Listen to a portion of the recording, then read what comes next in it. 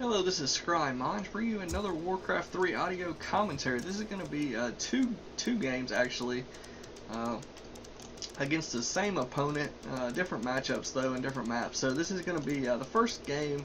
It's going to be a human versus orc. I'll be the human player, and my opponent is going to be he's going to be a Maphacker who generally plays orc, pretty much blatantly map hacks, fog clicks, all that good stuff. Goes for Blade Master. Loves to fast tech, which sort of is going to be his downfall in these two games. And yeah, so in this first game, I'm fast built my altar, and I'm going to go for an Archmage harass with Blizzard,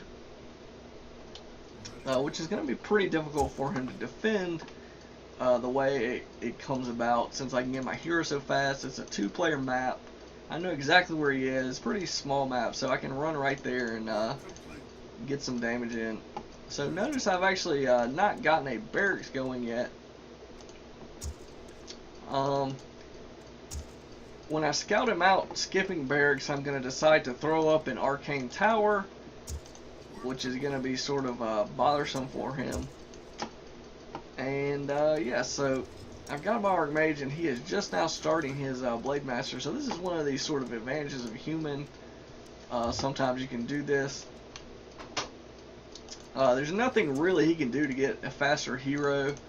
Honestly, there's no way he can get his hero up faster than me. He's fog clicking my Archmage there. Now I'm already throwing up this arcane tower. I'm doing it sort of far away from his peons in case he tries to attack it or whatnot. So he's going to go ahead and run his peons to the burrow. He knows exactly what I'm going to do pretty much. So, but there's not a whole, you know, if he takes all his peons off the gold line, which he has to do pretty much, or lose them, you know, that's going to be hurting his economy. I should have kept going on the gold line probably, but again, I wasted one blizzard maybe, and then he put his peons back there, and they're going to take tons of damage. So this is going to be his Blade Master sort of pat them there, so that was funny, sort of instant karma there. So the arcane tower is halfway done. If he starts attacking it right now, you know, that would be decent. But right now I'm really just slowing down his tech, which is really going to hurt him, because I'm planning on staying tier 1. I've got a barracks now, and again, if he doesn't tech, you know, quickly, he's going to find himself in trouble, because, you know, with defend I can sort of ignore the burrows if I get enough footmen and just go in there. So again, he knows my arcane tower is almost finished, but it's a little bit too late for him to start harassing it. And yeah, so he's going to lose a bunch of mana on his hero here, and he's going to lose some peons. Notice he's still got to put these 4 peons in the burrow since they're so damaged. So now I am finally out of mana, so he can sort of rest easy that I can't, I'm not going to be able to just wreck his peons anymore for a bit. I still got, you know, I'm still close to one more blizzard, but if I stick around, he's going to be able to kill my Archmage. So now he feels safe. He's going to send his hero, get some salves. He's going to run over and get probably boost his speed and stuff. So now I'm going to decide to run back here. Pretty fortunate that he wasn't chasing me. You know, if I did see him, I was, you know, I obviously wouldn't run right into him. But pretty fortunate that he was way over here running to the shop. He's going to have to cast Windwalk to get to this shop and use it without taking a bunch of damage and getting slowed and bouldered. So I'm going to be able to get another shot of Blizzard off here, and I'm going to get at least 2 peon kills from this Blizzard, which is going to be very costly for him in the middle of his tech. And again, all this moving the peons off the gold mine is again going to be slowing his economy down quite a bit. And he bought these items, boots of speed, teleport staff. So that's going to be it's going to be 400 gold that he used on items, and to be honest, they're not going to be all that super effective. You know, the boots is going to allow him to be really aggressive, pressuring my Archmage. He is going to kill him here in a second, but as far as a standing battle goes, not the most effective item. So again, there's not, you know, maybe I can get a blizzard off. I don't know if I do get the blizzard. Oh, I didn't quite get the blizzard off in time to kill myself. So the goal there was I knew I was going to die, you know, unless I TP'd, and I didn't want to waste a TP for a level 1 hero. That was just going to be a liability with no hit points. So if you can kill it before your opponent does, you know, with one hit of Blizzard or something, going to be useful. Notice he got like halfway to level 2 from that, so. And you really don't want that Blade Master to get leveled up, so, because Critical Strike is obviously annoying. Very strong hero ability. But anyway, I've thrown up a second barracks here, and notice I'm not teching, and I'm throwing up a blacksmith, as well as I have a lumber mill, so now I'm going to, I realize he doesn't have any tier 1, so he's probably going to be vulnerable to a tower push right now, because he, you know, he doesn't quite have his second hero out yet. I didn't see a war mill when I was in there, so probably not going to have any towers. And if the towers do get up and he doesn't have a war mill or a barracks, he's gonna be in trouble, because really it's pretty easy for Orc to defend a tower push.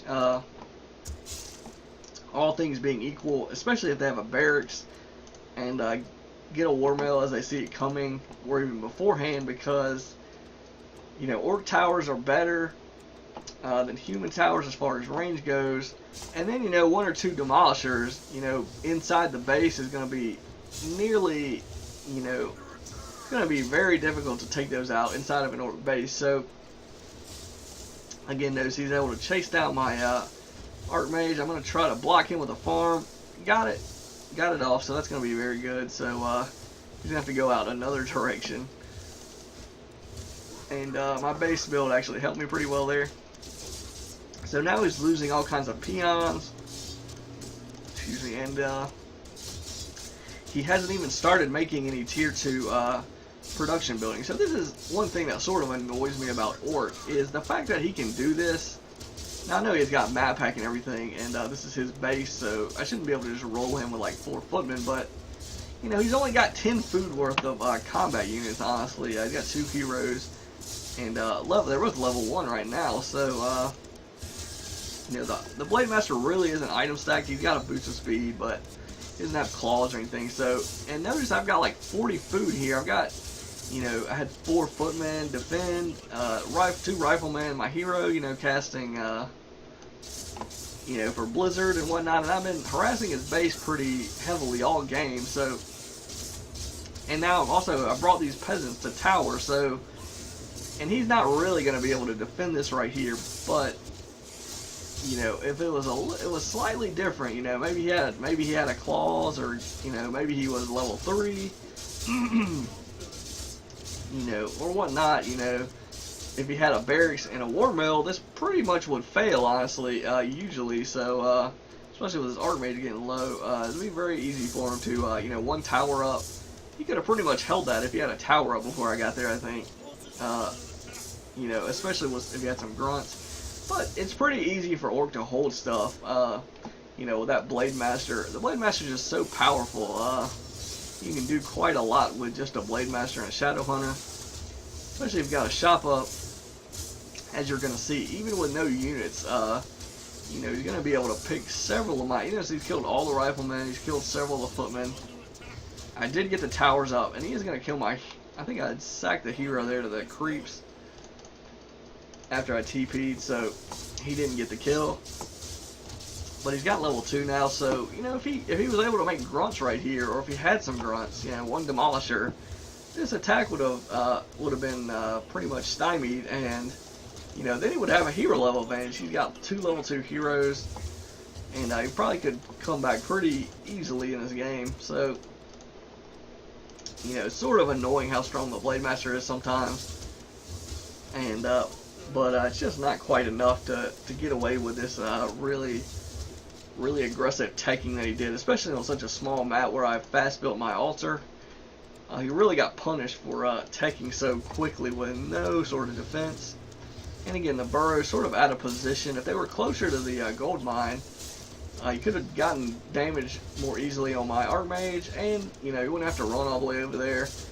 Would have sort of lessen the effect of my Blizzard harass if they were right here next to the gold line. So a few things he could have did differently would have made this much more difficult.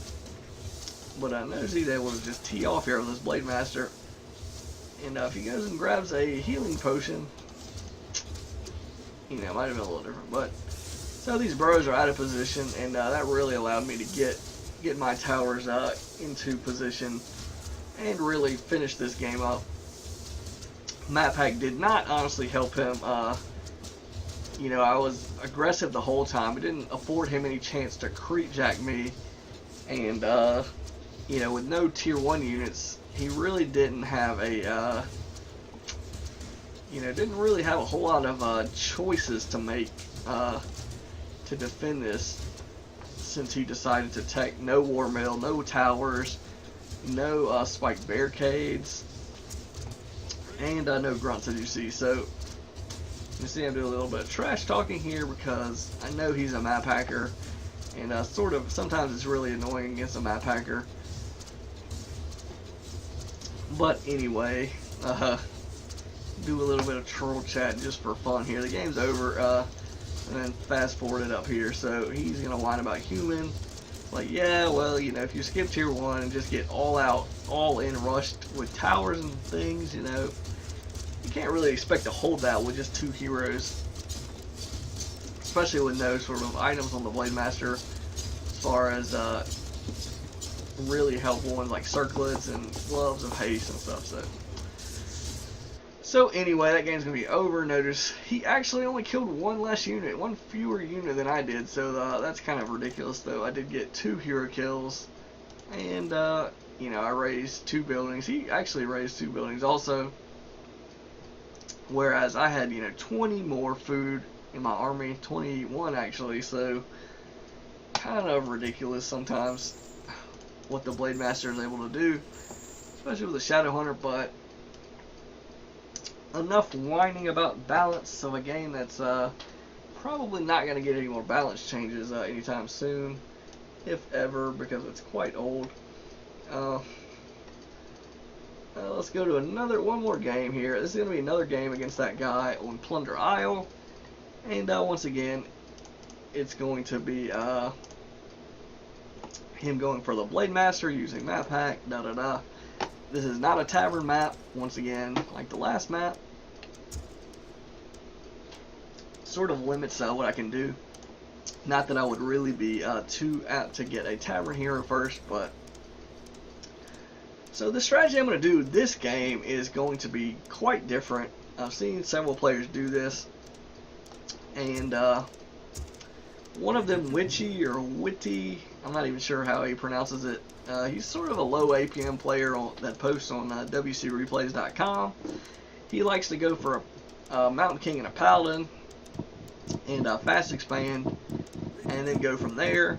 And that's sort of very similar to what I'm going to do, except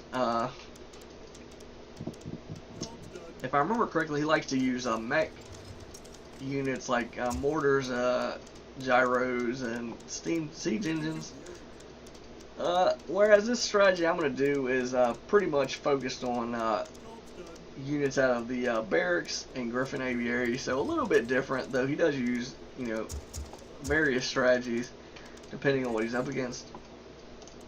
But you're going to see here, if we look at the opponent's point of view, here in a bit when I get my altar, he's going to fall click it, giving away his very low class map hacking. Just going to blatantly do it, and yeah, so he's going to go for a Blade Master, and you're going to see he's going to click my altar to know what hero I'm going for, which, surprise surprise, is going to be a Paladin. And then he's going to in the chat pretend like he is thinks I'm AFK, but clearly he knows, since he can see that I'm building units, a hero, etc., that I'm not AFK. I don't know if he's trying to trick me, but I've played this guy enough. I know he's a Maphacker, and you know, I'm just gonna call him out on it, call him a tard and all that stuff. So anyway, he's gonna decide to creep this green here, and I'm gonna go up here and creep this green camp, and we're gonna go on our merry way. So he's going to decide, instead of harassing me at this camp, he's going to go grab a boost of speed. And, you know, I'm getting defends. So right now he's already halfway to tier 2. So you can see clearly a difference in the strategies. He skipped tier 1, and I'm going to be tier 1 for a long time in this game. So that can be risky, especially against Orc. Especially if he would have played this correctly. He really could have punished me if he would have went for a quick air, I think. But he does not do that. We're going to look at the timings here when he gets to tier 2 and see, you know, if he really could have beat me if he would have done that, or, you know, made this really difficult. But so right now I am going to go ahead and militia up and go for this expansion. And all he has is this one level 1 Blade Master. He's got a boost of speed, but he doesn't have any grunts and everything. So right now he's you know, he's probably thinking, oh no, you know, I need to really harass hard right now, or this could get out of hand if he gets a towered expansion, which is the goal. And defend is going to be very good for tanking these piercing creeps. Now notice I'm level 1 on the Blade Master, on the Paladin, so this is going to be the Paladin is going to be the target. So if I get level 2, which from this creep camp I should, as long as I get the kills here, I'm going to be able to use Divine Shield, and that's really going to hurt his harass. As I go ahead and use it, and I've got, you know, 200 plus hit points. That's going to buy me some time here to not only finish this camp, but to avoid his Blade Master. And so now what I'm going to do is I'm going to be a little sloppy and lose this footman, I think, but I try to TK it. I don't know if I get it or not, but so I'm going to dance around these 4 footmen, and they're going to be doing a lot of damage to his hero. And what I want to do is dance around until I can cast Divine Shield again. So he didn't have enough mana right there to Windwalk quite yet. So now he Windwalks, and I'm going to be waiting, and boom, I'm going to pop the Divine Shield right in time, 8 hit points, and he's going to have to run for a bit. But he can use salves, and I don't really have anything to salve up. So I make the decision that, well, for one thing, I need to stay by my footman no matter what I do. But I'm going to go ahead and kill my own hero here, because rather than try to waste a TP and then use a regeneration scroll, just gonna be more cost effective, honestly, just to revive the hero. It's going to deny him the experience. And yeah, so right now I'm going to tower this up, and he really doesn't have a lot of options right now. Again, he's going to take tier 3. He's about, you know, 40% done with his second hero, Shadow Hunter. You know, right now I don't really have any anti-air. I'm throwing up some towers here in my main, as well as the expansion. So, you know, the window was really tiny, actually, to get those wyvern down here and harass me. And the bases are pretty far apart, actually, on this map. So maybe he wouldn't have been able to really beat me with those wyvern. Though he could have crept out quite a bit of experience with Wind Riders if he wanted to. But anyway, his strategy is going to be a little different. And I would say just a mistake. He's going to throw up this Spirit Lodge for some reason. I guess he thinks that casters are going to be a strong option, which, you know, they're okay, but honestly, I'm not getting any casters myself, and, you know, he's going to need a little bit more than casters, especially since he's not quite going to get the hero levels to make that work. And again, the casters aren't going to be able to press the towers, honestly, so he really needs something more substantial. And but he's going to try to play reactively, I guess, and it doesn't really go well for him. But so right now we're sort of just creeping, and so I've established the expansion advantage on him. And so even though he can see what I'm doing, he's going to counter expand himself. He's going to be way behind in terms of economy and production. Notice, you know, here in a second I'm going to start throwing up some more barracks, and Griffin aviaries. And but yeah, I'm just now teching, and so now he's He's going to creep jack me, which is very annoying. That would have been level 3 for me if I would have finished that camp. I really need to militia and creep this green camp right now because that would have given me level 3. But as you're going to see, he's actually going to end up getting that creep camp and really slowing down my level 3. But again, this expansion is going to sort of cover for the fact that he's going to get pretty... Got a lot of damage there on that creep jack. He killed several footmen. He leveled up and prevented me from getting 3. And then he's going to creep this, so he's going to get level 2 on the Shadow Hunter. And, but yeah, I'm finally going to get level 3. He lets me finish this for better or for worse. And, yeah, so it's going to be, Sentry Ward's a really good item for me to see what he's going, when he's coming, etc. So, notice he's got a bestiary now, and I'm getting 2 Griffin Aviaries and 2 Barracks, which is going to indicate that I'll be probably going for Knights and Griffins, which I find is a very strong combination against Orc a lot of times, especially if you can at least have equal economy. If they get an expansion and you don't, then, you know, then it's very hard to pull this off, because then they can really just counter you with mass more than micro or anything like that. And hero levels, you know, getting an item stack Blade Master with an orb can go a long way to countering Griffin and anything else. So, but as you can see, he's only equal in terms of economy, and he's really still behind because I had my expansion up so long. So I'm gonna get a lot of armor upgrades, all three of them actually, and annual war training. Which is going to mean that Bat Riders are not going to be the counter to Griffins, honestly. He needs to get Wyvern to really counter the Griffin. Or maybe Berserkers or something, but, you know, Berserkers aren't going to be good against the Knights. So really Wyvern are the choice, the optimal choice. But a lot of players will do this. They'll think, oh, you know, Mass Air, just get some Bat Riders, that'll be fine. But, you know, with 3 armor upgrades, and I don't have them yet, but I'm getting the 3rd one, and Animal War Training, it's going to take a ton of Bat Riders to get those Griffins down. It's really a cost-ineffective strategy, and if you can save any of them with Holy Light or Staff of Sanctuary, you know, or just beating them in attrition, you know, if they use 3 or 4 Bat Riders, it probably takes 3 to kill a fully armored, maybe 2 or 3 there to kill a fully armored Griffin. You know, that's going to be sort of to your advantage, especially if you can heal them and make it take even more. So right here, you notice he's got Bloodlust, and I think he's got Bloodlust, and not quite yet, but he's got for the heal ward. In the small battles, the heal ward is not going to be that great. You really need large armies to take advantage of positioning with a heal ward. Again, these small encounters, it's really not going to last very long if I'm paying attention. So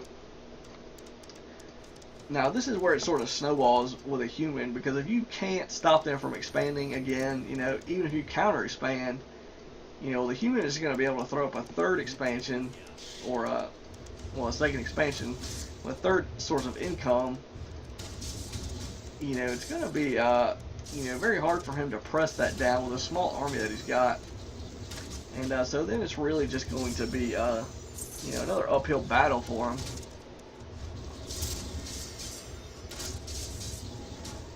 And so once I get level 4, you know, I'm really not in danger of him sniping my hero. And that's one advantage of having a solo hero. Again, you get bonus experience. And with a Paladin, you know, it's with Divine Shield level 2, you know, Invulnerability Potion, you don't really have to worry quite as much about positioning and timing and everything. It's going to be very difficult for him to take that Paladin down, and if you waste all his time trying to do it, he's probably just going to get, his army's just going to get wrecked by the Knights and the Griffin. So notice he's getting Bat Riders to counter. He's only got 2 production buildings and, you know, 2 bases where I have 3, so, you know, this is really just a losing situation for him. You know, he's only got a level 2 Blade Master. He doesn't have great items. He's got an orb and a circlet and boots, which is decent. And he's got an orb on his Tauren, so... but he's only level 2, 2, and 1, so he doesn't quite have the army strength to deal with this. Even if he can take out all the Griffins with Bat Riders, which I don't think he will be able to.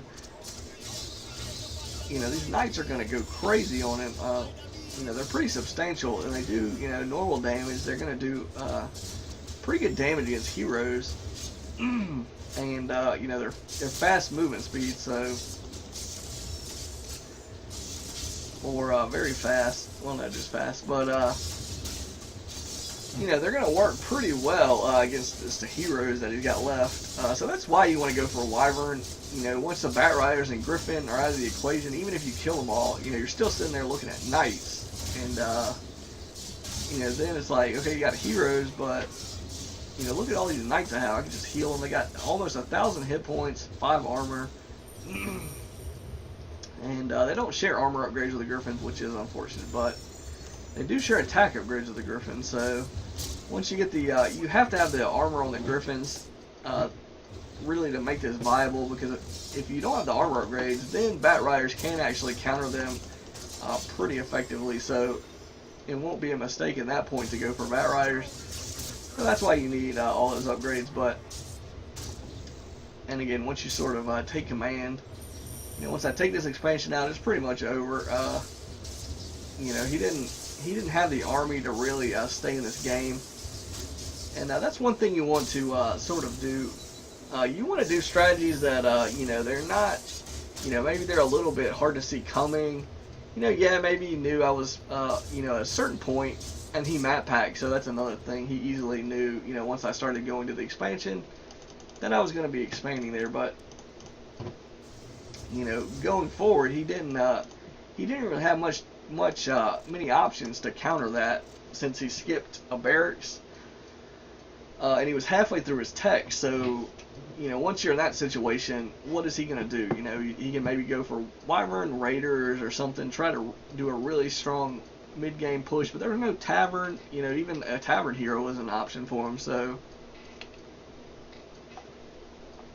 really put himself behind the 8-ball right at the beginning, and the strategy I went really punished him for that. And but then he counter expanded, so, you know, if I wanted to keep the economic advantage, you know, it would be okay for me to throw that second expansion up, and, you know, he couldn't stop me, as you saw. So, you know, he really was playing behind the whole game after that point. Now, if he would have got that Paladin kill before I killed it with my own units, it would have changed the dynamic up. You know, he would have gotten level 3 faster. You know, he would have, you know, had map control for a bit longer. Maybe. And, you know, the hero level might have made a difference a little bit. And, you know, I'd have had to, you know, contend with critical strike earlier and stuff like that. But it probably wouldn't have made all that much difference if he'd got that kill in the grand scheme of things. But like I say, you want to go for strategies that are a little bit versatile. The build that I went, you know, Paladin, not the most versatile hero, honestly, but, you know, he does allow you to, you know, sort of avoid getting your hero jacked, which is very important against a Blade Master and a Shadow Hunter. And, you know, he's not totally terrible late game. You know, with Griffins and Knights, you know, healing and all that armor is going to be pretty good synergy there to counter his Blade Master a little bit. And, but yeah, you know, with the barracks, you sort of have a lot of options. I started out with footmen. I could have thrown some riflemen out there if I needed to, but he didn't have any air units. So the riflemen really were not going to be that great. And then Knights, you know, were the next step. And Knights are pretty good against Orc in a lot of situations, because they're fast, they're tanky, they're good against heroes, they're good against buildings, and, you know, they're good, just, you know, in general, they're just decent. They don't just get wiped out by, you know, maybe Kodos, or wyvern, but other than that, they're a pretty decent unit against orc. And then griffins, he really couldn't. There wasn't much he could do. He didn't know I was going to go for griffins, until a little bit later in the game. And then he had already built his spirit lodge, so he was going to have those casters. And I should have thrown up another bestiary maybe to sort of get back in the production, but again, going off of the expansion, human has a lot of options. Go for casters, go for knights and griffins, just go for a ton of footmen, try to push him down on the burrows. Go for siege engines, or invisible mortars. There's a lot of different things you can do. Invisible mortars are a little bit more risky, especially against the Maphacker, but a lot of those are sort of viable in different situations.